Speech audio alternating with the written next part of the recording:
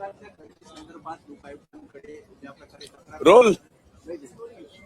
दाखल करण्यात आली होती त्यामुळे तुम्हाला क्लीन चिट मिळाली आहे असे कुठलेच पुरावे मिळत नसल्याचं लोकायुक्तांकडून सांगतात. नाही, एक तर कृषी विभागाच्या मुख्यमंत्री कापूस सोयाबीन या योजनेमध्ये शेतकऱ्यांसाठी शेतकऱ्यांचं उत्पादन वाढावं यासाठी वेगवेगळे फर्टिलायझर्स घेणं, शेतकऱ्यांचं श्रम कमी व्हावं यासाठी वेगवेगळे अवजारे घेणं, याच्या संबंधित कृषी विभागाने खरेदी केली.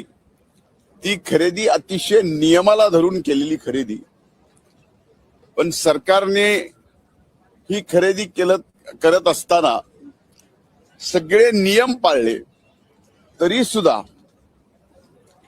मागच्या वर्षी आपण पाहिलं असेल, म्हणजे आपणच जास्त पाहिलंय त्यामुळं आपल्याला काही वेगळं सांगायची गरज नाही की त्या विषयावरती एवढं रान पेटवलं, हायकोर्टामध्ये गेले. हा स्कॅम किती मोठा आहे हे हायकोर्टामध्ये खोटे पुरावे देऊन त्यांनी दाखल केलं.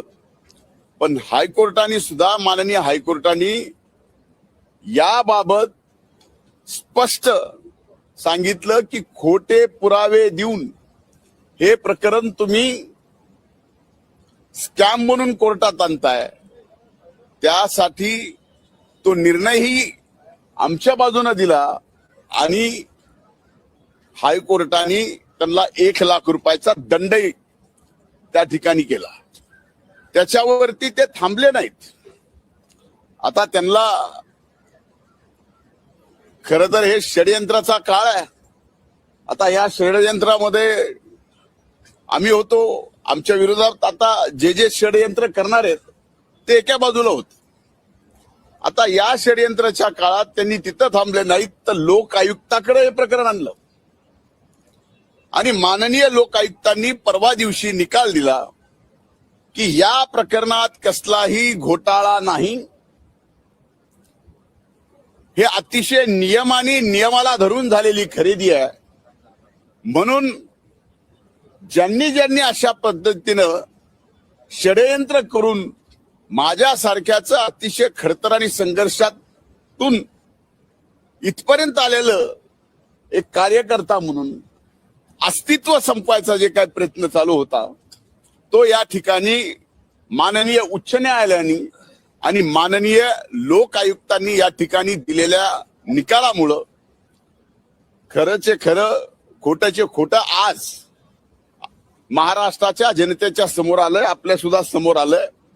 मी माननीय उच्च न्यायालयाचे, माननीय लोक आयुक्तांचे या ठिकाणी मनापासून आभार व्यक्त करतो आणि शेवटी सत्य हे जिंकत असतं हे पुन्हा एकदा न्याय व्यवस्थेने न्याय देऊन या ठिकाणी दाखवून दिलाय. आता त्यांनी जे आरोप केलेले आहेत आजपर्यंत त्यांच्या पूर्ण जीवनामध्ये मग माननीय खडसे साहेबांवर केले असतील, माननीय अजितदादांवर केली असतील, माननीय तटकरे साहेबांवर केली असतील, माझ्यावर केली असतील किंवा आणखीन अनेक जणांवर, आपणच सांगा की त्यांनी केलेला एक तरी आरोप या राज्याच्या किंवा सर्वोच्च न्यायालयामध्ये एक तरी आरोप त्यांचा खरा ठरलाय का? आता तर आरोप करायचे, जे आरोप केले त्याचे खोटे पुरावे द्यायचे. आता हे जर कोर्टात लक्षात येत असेल तर समजून घ्या की माझ्या बाबतीमध्ये किती मोठं षडयंत्र होतं. आजही या ठिकाणी षडयंत्र चालूच आहे. षडयंत्र बंद झालेला अशातला भाग नाही, पण हा काळ असतो, हा काळ षडयंत्राचा आहे. त्यामुळे या षडयंत्राच्या काळात आम्ही अतिशय संयमाने न्याय व्यवस्था जी न्याय देईल ते मान्य करायचा आणि न्याय व्यवस्थेने या ठिकाणी आम्हाला न्याय दिलाय त्याचा नक्कीच समाधान आहे आणि न्याय व्यवस्थेचे आभार मानतो. एक आता दावा कुणावर ठोठवावा हा सगळ्यात मोठा प्रश्न आहे. एकाने आरोप केला, तो आरोप किती वेळ दाखवावा ज्यांनी केला त्याच्यावरती ज्यांनी दाखवावा तो किती वेळ दाखवावा, मीडिया म्हणून त्या आरोपाची तपासणी सुद्धा जर्नलिझम मध्ये आपण करणं हे आवश्यक असावं असा माझं मत आहे. कदाचित ते चुकीचं असेल, पण मला या बाबतीत उच्च न्यायालयाने आणि लोक आयुक्तांनी जो न्याय दिलेला आहे त्याच्यावरती मी समाधानी आहे. मीडियामधून पण आता एक लक्षात घ्या, स्पेसिफिक नाव षडयंत्रात कधीच देता येत नाही आणि ते त्याला व्यक्तीलाही माहित नसतं. फक्त त्याला एवढंच कळत असतं की काहीतरी षडयंत्र आपल्या विरोधात चाललंय आणि एवढं वाईट चाललंय की हा धनंजय मुंडे त्यांना फक्त राजकारणातून संपवायचा नाही तर या पृथ्वी तलावून संपवला पाहिजे.